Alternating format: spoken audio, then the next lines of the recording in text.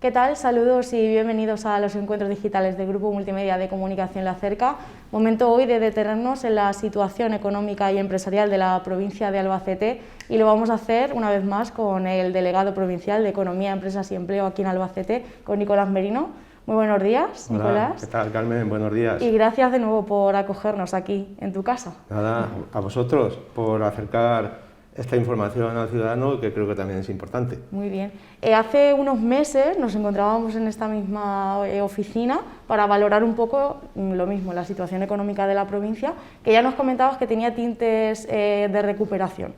Meses después, en este momento actual, ¿cómo podemos valorar la situación económica? Pues yo creo que la otra vez ya lo dije, a mí me gusta ser optimista, y en este caso creo que más que optimista hay que ser realista. Los datos macroeconómicos de la provincia de Albacete creo que todos apuntan en una misma dirección, que es a una recuperación post-COVID bastante constante, continuada y que se puede medir en datos, por ejemplo, del número de ERTE que han solicitado la prórroga, del número de la cifra de inversión y la cantidad de subvenciones que en el mundo empresarial tenemos ahora mismo y, en definitiva, de las cifras del paro, que estamos en niveles de desempleo de 2008. Todo ello no es casualidad, sino creo que se debe a un conjunto de acciones que se han establecido para la protección del empleo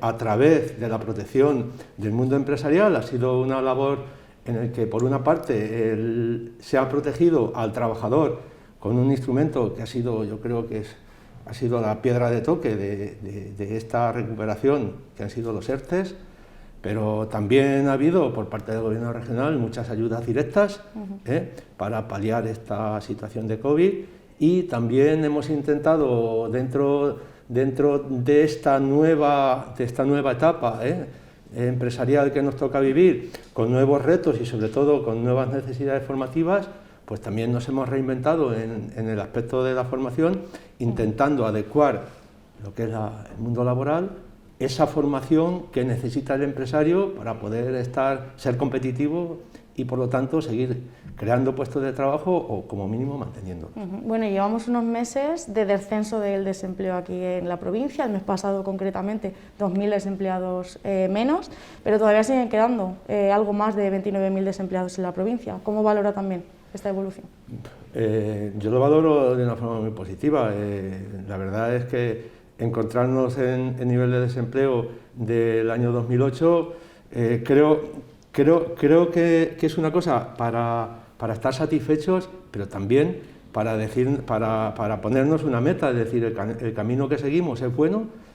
Hemos logrado reducir enormemente ese paro, no ya a situaciones prepandemia, sino a situaciones precrisis del año 2011, y por lo tanto creo que ese es el camino, hay que seguir por ahí, porque aunque 29.000 sea una cifra para estar orgullosos, lo que yo estaría orgulloso es un día poder decir, pues no tenemos ningún desempleado en esta provincia, ¿no? Y yo creo que el camino es el que llevamos y es el que debemos continuar con él. La temporalidad sigue siendo también uno de los principales problemas, ¿no? La temporalidad, efectivamente, es una de las cosas que creo que hay que trabajar. Es complicado, es difícil, porque tenemos sectores de los que depende esta economía regional, como puede ser el sector agrario, el sector agroalimentario, en el que lógicamente son sectores con muy alta temporalidad. Eso se redunda pues en el que la situación laboral de esos desempleados pues efectivamente haya temporal. Pero bueno, hay métodos, porque uno puede trabajar 8 meses al año, pero tenemos que transformar todos esos contratos temporales, al menos en fijos discontinuos, para que una persona, un trabajador, pues tenga la seguridad de que el año que viene va a seguir trabajando esos 8 meses en esa misma empresa, y también para que ese empresario pueda formar adecuadamente a esos trabajadores que los va a ir necesitando paulativamente, no solo en la agricultura. El sector del calzado, por ejemplo, pues es otro sector dependiente de la moda y, por lo tanto, con sus estaciones, ¿no? Entonces, efectivamente, creo que la temporalidad debe ser el próximo reto que nos debemos de plantear, y creo que hay métodos para que tanto el empresario como el trabajador estén en un mercado laboral mucho más justo, sobre todo para la parte más débil, que es para el trabajador. ¿Qué se puede hacer en ese sentido? ¿Cuáles serían esos métodos? Esos métodos son complicados, pero como te decía, pues el que aun cuando el trabajo sea temporal, porque por así decirlo, pues si yo tengo un periodo de recogida en una industria agroalimentaria desde marzo a noviembre, pues bueno, que esa temporalidad se vea respaldada por un contrato fijo, que por una parte obligue al empresario a volver a contratar a ese mismo trabajador, y por otra parte que el trabajador cuente con un trabajo seguro, aunque sea por menos de 12 meses. Ese sería uno de los caminos, y pues fácil no es, sino creo que la solución ya la habríamos tomado, y yo ahí creo que tenemos que ir de la mano tanto de los sindicatos como de los empresarios, es decir, en reunión, la administración, empresarios y sindicatos, debemos de buscar una forma de que de estas personas pues tengan un trabajo seguro, aunque sea por unos meses, pero que todos los años lo puedan hacer. El paro juvenil también preocupa. En este sentido, no sé, ¿qué métodos también como antes? ¿Qué métodos se pueden poner en marcha e impulsar entre las distintas partes implicadas? El paro juvenil creo que debe ser, dentro de lo que es el problema de la cifra de paro, uno de los problemas que debemos que atajar, porque tenemos una población juvenil muy bien formada, muy especializada, y que creo que hay que ponerla en contacto con ese mundo laboral, con ese mundo empresarial, que además le hace falta. Es decir, ahora mismo nosotros vemos que la demanda de personas cualificadas por parte del mundo empresarial ahí está, y además es difícil de suplir. ¿Qué tenemos que hacer? Pues intentar casar esa oferta y esa demanda de empleo, y a ser posible que sea con personas cualificadas en este mundo juvenil.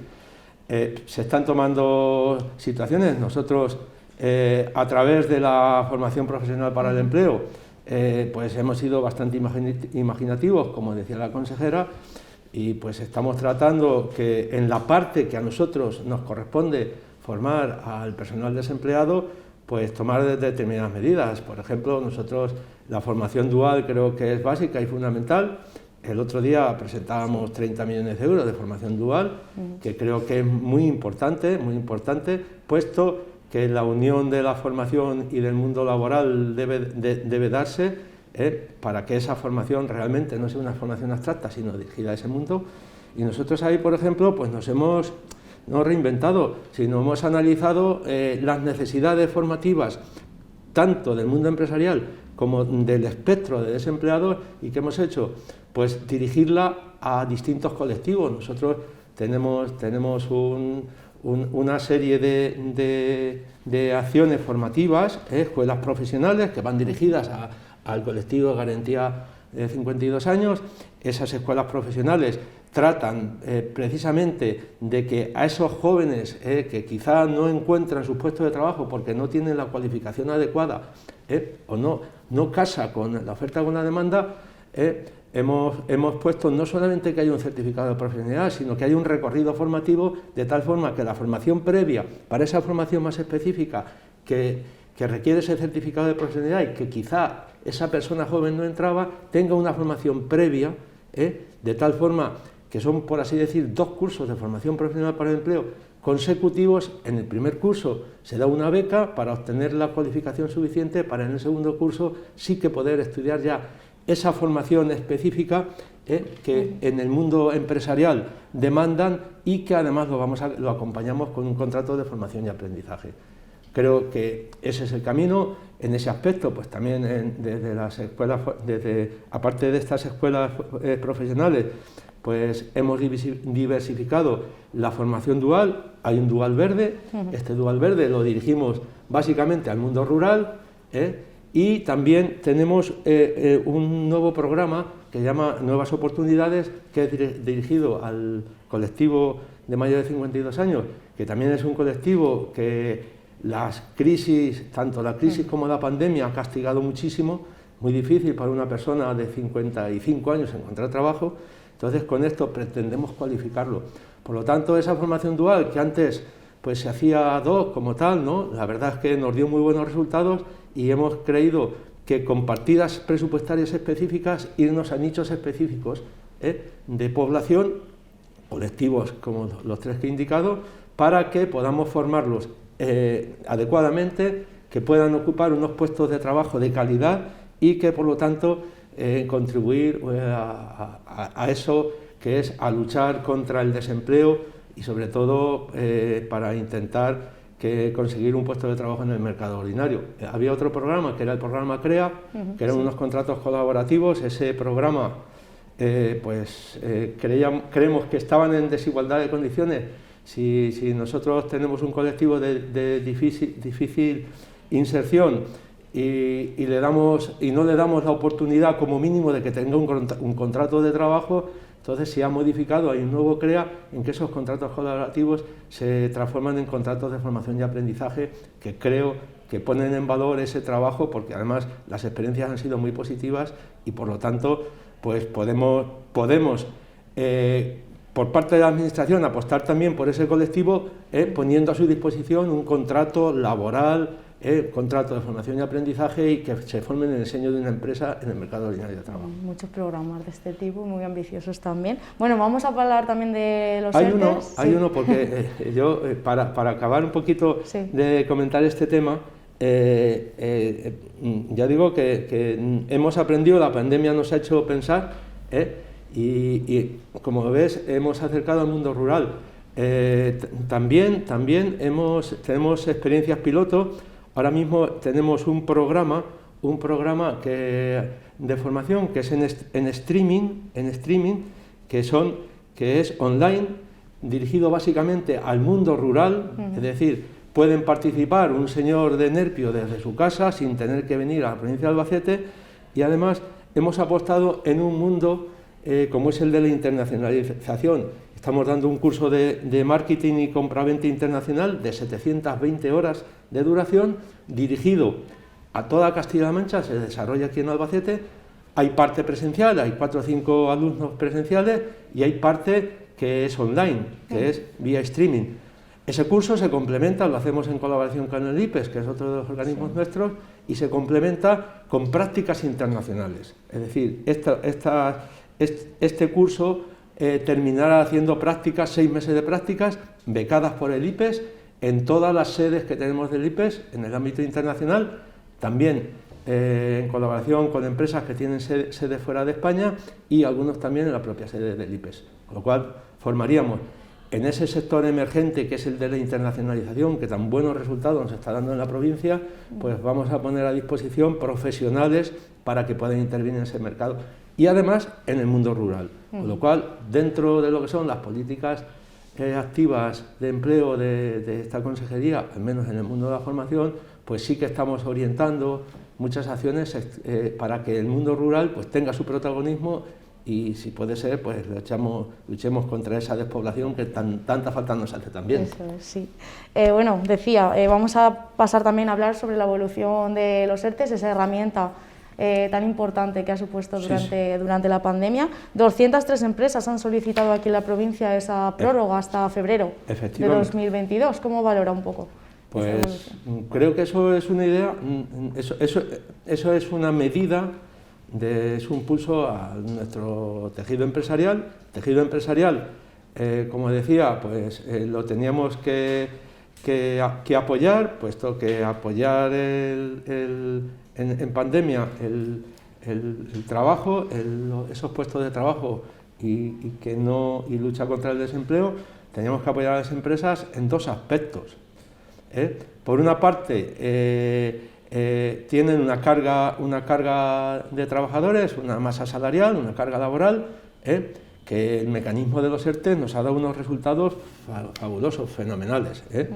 Nosotros, gracias al ERTE, pues hemos logrado que no sea una carga a los trabajadores por una empresa, y luego, pues por otra parte, y dentro ya de lo que es las políticas de incentivación empresarial, pues por primera vez en mucho tiempo se han puesto en marcha una serie, ahora después comentaremos, de ayudas directas para salir de esta crisis, de tal forma que efectivamente el mundo empresarial, pues no voy a decir que ha salido exactamente igual que antes de la pandemia, pero sí que ha soportado bastante bien esa pandemia, porque la carga laboral, en la parte que nos solicitó la empresa, estaban en ERTES, ha tenido unas ayudas directas y también a través del Instituto de Finanzas de Castilla-La Mancha se han puesto a disposición de los empresarios varios créditos COVID, pues precisamente pues para ese circulante que necesitaban, para ese mantenimiento, para atender a sus proveedores, porque claro,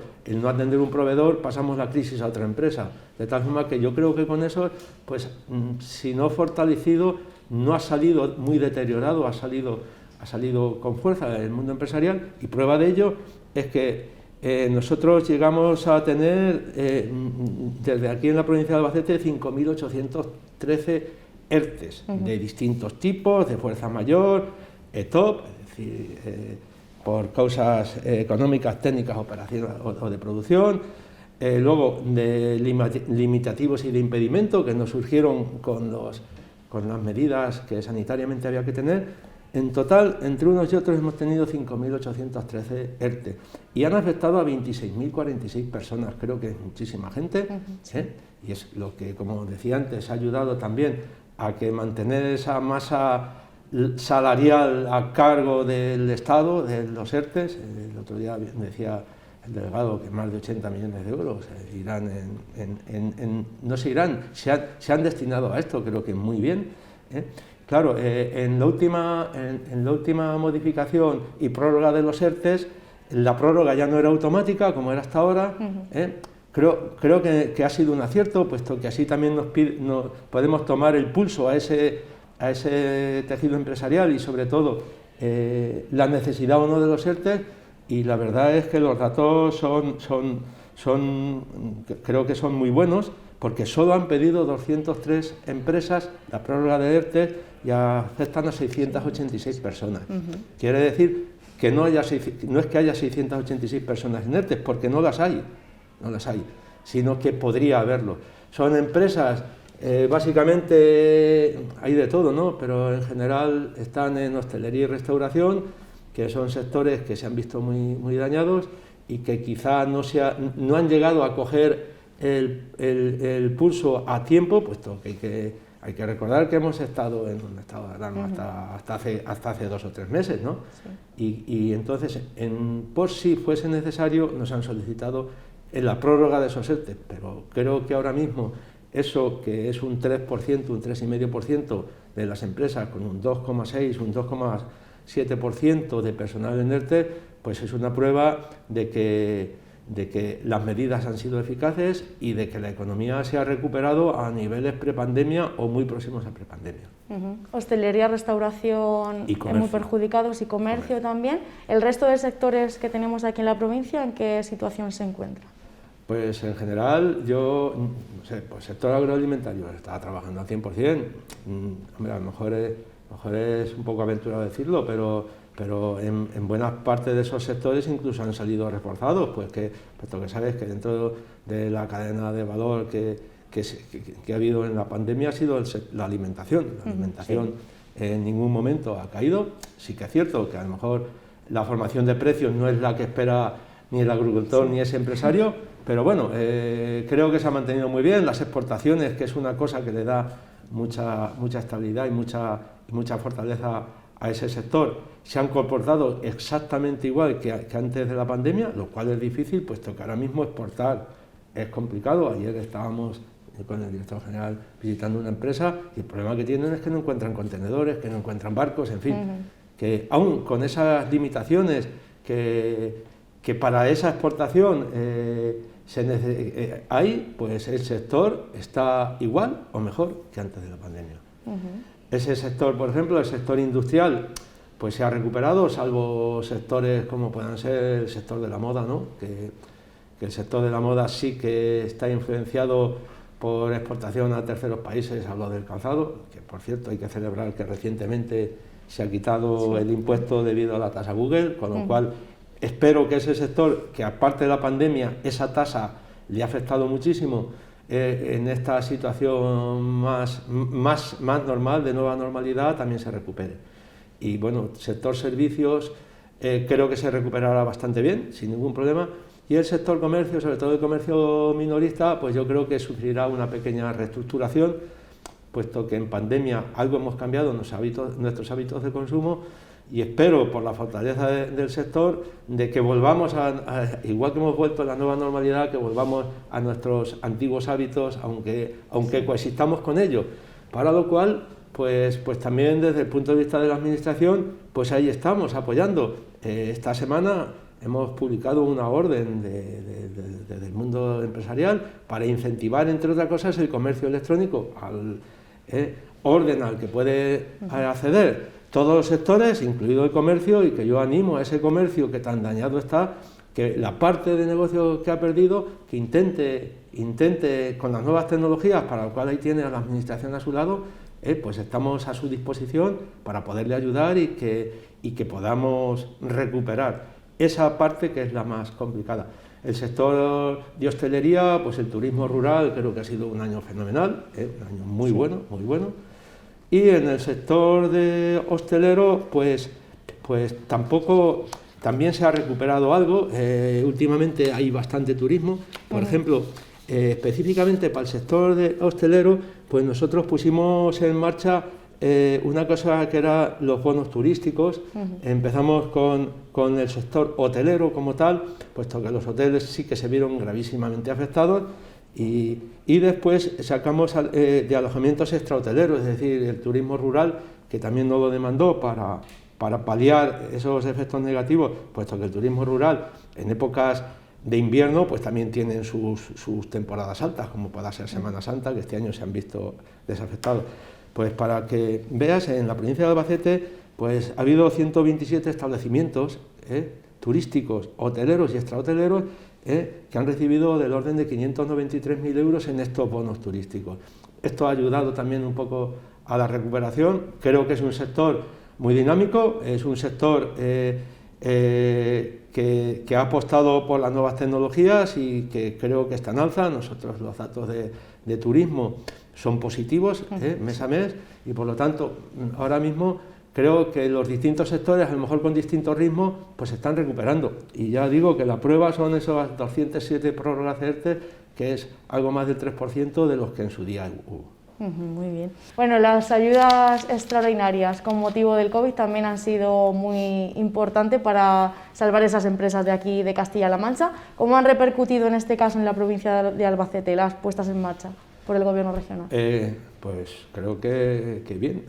Vamos a ver, hemos sacado tres líneas de ayuda diferentes. Nosotros el año pasado, en mayo, junio, vimos la necesidad de completar esa ayuda de los ERTEs para el nuevo inicio de la actividad, que a partir de junio del año pasado pues empezó a medio normalizarse. Sacamos el decreto 14/2020 con 25 millones de euros, recibimos 80 millones de euros de solicitudes, y por parte del gobierno de Emiliano García Paje se decidió que no alguien porque hubiese llegado después no tenía derecho a la ayuda, tiene derecho a la ayuda porque le hace falta, como el primero que la ha pedido, ¿no? Ampliamos el presupuesto a 80 millones de euros, cosa que no es habitual, ¿no? Porque normalmente se amplía un 10, un 15, un 20%, pero aquí fue muchísimo, ¿no? Más del 100%. Con ese decreto llegamos en la provincia, yo todos los datos que doy son de la provincia de Albacete, a 9.490 empresas, y fueron 17,3 millones de euros puestos a disposición, ayudas directas. A continuación sacamos un decreto, que es el decreto que llamamos de mantenimiento, el otro era el de reactivación de la actividad económica, y dirigido básicamente a los dos sectores muy afectados, que fue comercio y turismo y hostelería. En ese llegamos a 1.767 empresas con 5,9 millones de euros. Es decir, en estos dos decretos, que fueron prácticamente consecutivos, pues llegamos a 11.257 empresas con 23,2 millones de euros puestos en manos de los empresarios. Ahora mismo estamos tramitando el decreto de solvencia. El decreto de solvencia es un decreto que sacó el Estado, un real decreto, en el cual pues, nos pasó 208 millones de euros para distribuir a una serie de sectores específicos en el mundo empresarial de Castilla-La Mancha.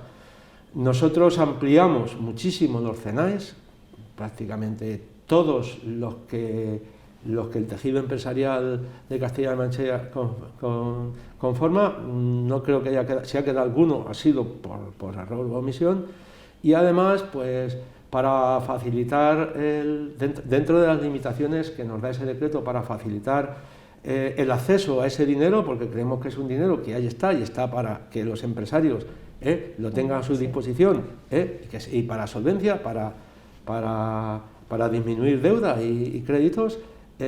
Nosotros, por ejemplo, en el decreto del Estado no se podían tener pérdidas en el año 2019 y nosotros incluimos incluso aquellas empresas que tenían pérdidas en 2019 con una única condición, es que no fueran empresas en crisis, para lo cual el año 2018 y 2017 no tenían que tener.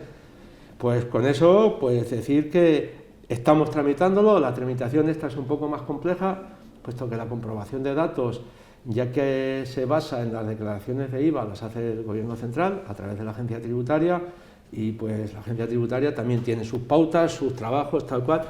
Sí que es cierto que yo creo que estamos al 50%, en este decreto de solvencia ya se han beneficiado 661 empresas y hemos puesto a su disposición, porque están pagadas, 12,4 millones de euros. Es decir, que entre los tres decretos y este no hemos terminado, pues hemos llegado a casi 12.000, a prácticamente 12.000 empresas, y hemos puesto a disposición de los empresarios 35,7 millones de euros. Pero que son cifras importantes. Quedan todavía, aquí el número de empresas es pequeño, pero ahora os daré un dato que se ve que son pequeños, pero las ayudas son muy importantes. O sea, tenemos con 661 empresas 12 millones de euros y con 9.417, ¿no? Nos quedan por resolver 650 expedientes que estamos en tramitación, y que pueden ser entre 5 y 10 millones de euros adicionales, es decir, vamos a llegar a 12.600 empresas con 40 o 45 millones de euros. Este decreto de solvencia, aun con esas limitaciones, a los autónomos había un mínimo de 500 euros y un máximo de 3.000, pero en empresas hay un máximo de 200.000. 7 empresas hasta el momento han recibido ese máximo, es decir, que las ayudas son importantes, y un total de 24 tienen más de 100.000 euros. Y estamos, como te digo, al 50% de la tramitación. Por lo tanto, mundo empresarial, ayudas directas, lucha contra el COVID, 40 o 45 millones de euros, 12.600 euros. Aparte de eso, se completaba con el tema de los ERTE. ¿Y por qué estamos bien? Porque yo creo que aquí también hay que reconocerlo, el mundo empresarial ha asumido la crisis, ha apostado por salir de ella, y la verdad es que han seguido pensando e innovándose y siguen siendo emprendedores. Sí. ¿En qué se nota eso? Pues en su espíritu inversor.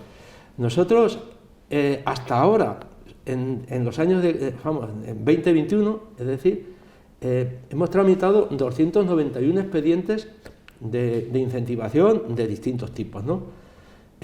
Que recogen 84 millones de euros, es decir, que aún con lo que estaba cayendo, como se dice popularmente, había empresarios que pensaban en gastar dinero, 84 millones de euros, con una subvención de 25,5 millones de euros, es decir, que independientemente de esa subvención, porque esa subvención era una subvención directa, esos 35 millones de euros, hemos puesto a disposición de los empresarios 25 millones de euros para ayudarles en esos 85 millones de euros. Y estamos tramitando la última orden de inversión, que yo espero que para primeros de noviembre podamos contar con ella, en el cual tenemos 250 empresas de Albacete. Estas 250 empresas son expedientes que se han gestado en la pandemia. Es decir, que la pandemia, cuando hemos pensado en positivo. La administración, los ciudadanos y los empresarios recogen 27 millones de euros de inversión, y yo espero que sobre 8 millones de euros tengamos también. Es decir, que el mundo empresarial ha tenido ayudas directas, pero también ha apostado su dinero, el dinero del empresario. En total estamos hablando de 540 empresarios con 111 millones de euros de inversiones y con unos 33 millones de euros de subvención. Por lo tanto, también hay que felicitarlos, porque también han puesto de su parte, Y sin ellos no habría sido posible, además, gestionar todo este dinero. Es decir, fíjate, de 35 y 35, estamos hablando en la provincia de Albacete de 70 millones de euros. Cantidades importantes, también con esos fondos europeos que pueden llegar y que pueden suponer también un fuerte revulsivo, ¿no? Bueno, eso creo que sí, creo que eso es lo que todos estamos esperando, a ver si el Estado nos convoca esos fondos europeos, nosotros para aumentar esa ayuda al mundo empresarial. El año pasado, pues como digo, nosotros también nos reinventamos, o lo intentamos, ¿no?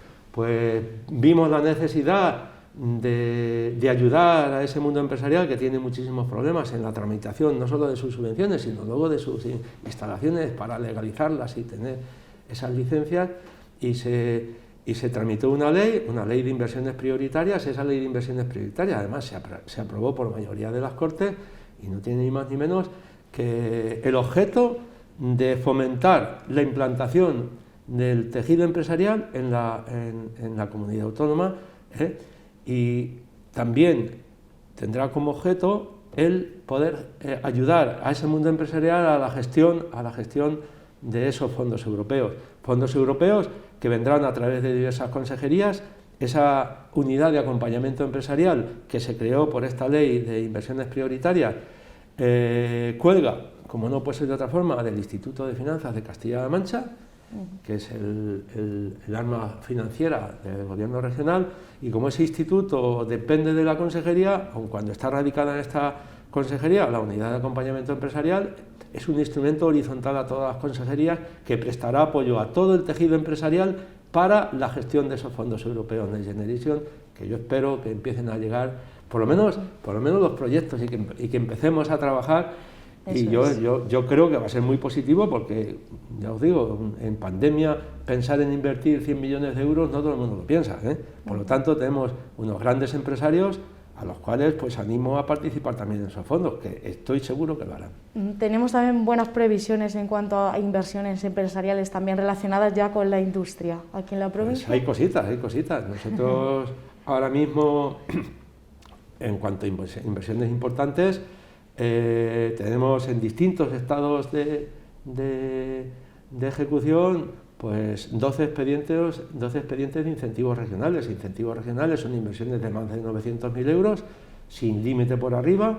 De hecho, como ha salido en prensa, pues tenemos una inversión importante de 45 o 48 millones de euros, y hay más cositas. Pasa que, bueno, el tema de las futuras inversiones, los empresarios son celosos y les gusta que no se les destapen las cartas, pero vamos, en ese aspecto y por el conocimiento que yo tengo de la situación actual, creo que puede haber buenas noticias en poquito tiempo.